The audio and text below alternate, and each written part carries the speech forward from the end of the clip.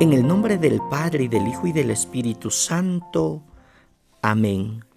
Proclamación del Santo Evangelio de nuestro Señor Jesucristo según San Marcos 3, 7, 12.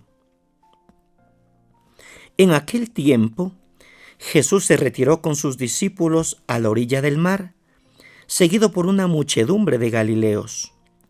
Una gran multitud procedente de Judea y Jerusalén, de Idumea y Transjordania, y de la parte de Tiro y de Sidón, habiendo tenido noticias de lo que Jesús hacía, se trasladó a donde él estaba. Entonces rogó a Jesús a sus discípulos que le consiguieran una barca para subir en ella, porque era tanta la multitud que estaba a punto de aplastarlo. En efecto, Jesús había curado a muchos, de manera que todos los que padecían algún mal se le echaban encima para tocarlo. Cuando los poseídos por espíritus inmundos lo veían, se echaban a sus pies y gritaban: «Tú eres el Hijo de Dios». Pero Jesús les prohibía que lo manifestaran. Palabra del Señor. Gloria a ti, Señor Jesús. Saludos fraternos para todos en este jueves de la segunda semana del tiempo ordinario y en el contexto de la semana de oración por la unidad de los cristianos. Llegamos a la conclusión a la que se llega al final de los 5 conflictos que abarcó de Marcos 2:1 a Marcos 3:6. Y la conclusión es que la buena nueva de Dios, tal y como era anunciada por Jesús, decía exactamente lo contrario de la enseñanza de las autoridades religiosas de esa época. Por esto, al final del último conflicto, se prevé que Jesús no va a tener una vida fácil y va a ser perseguido y combatido. La muerte aparece en el horizonte. Decidirán matarle.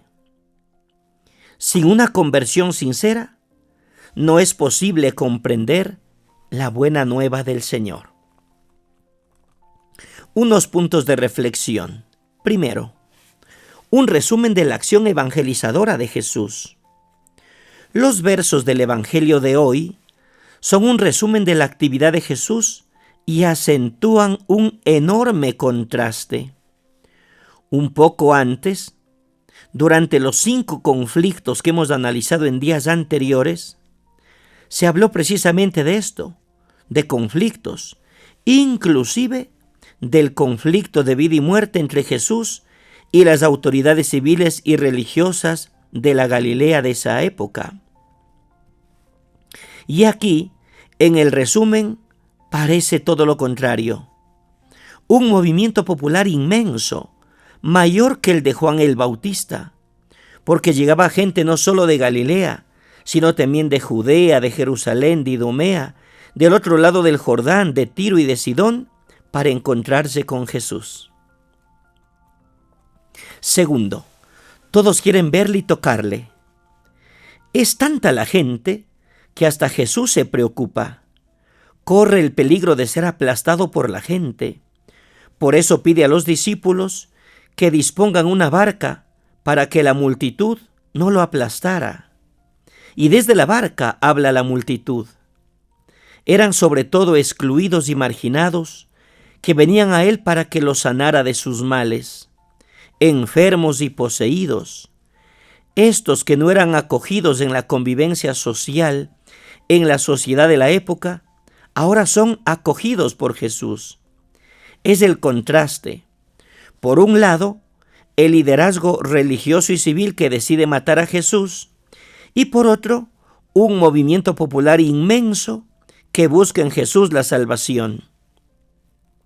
La pregunta es, ¿quién ganará?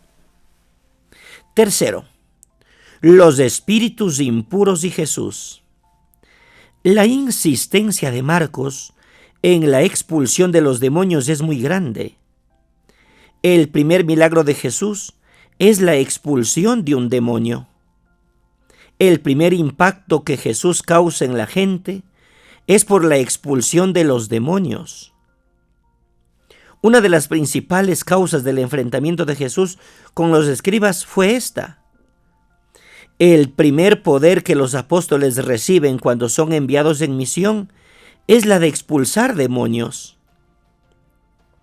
La primera señal que acompaña el anuncio de la resurrección es la expulsión de los demonios. Pero podemos preguntarnos, ¿qué significa expulsar los demonios en el Evangelio de Marcos? En el Evangelio de San Marcos, el miedo a los demonios iba en aumento. Algunas religiones, en vez de liberar a la gente, alimentaba el miedo y la angustia. Uno de los objetivos de la buena nueva de Jesús era ayudar a la gente a que se liberara de este miedo. La llegada del reino de Dios significó la llegada de un poder más fuerte. Jesús es el hombre más fuerte que llega para someter a Satanás, el poder del mal, y sustraer de sus garras a la humanidad presa del miedo. Por eso, Marcos insiste tanto en la victoria de Jesús sobre el poder del mal, sobre el demonio, sobre Satanás, el pecado y la muerte.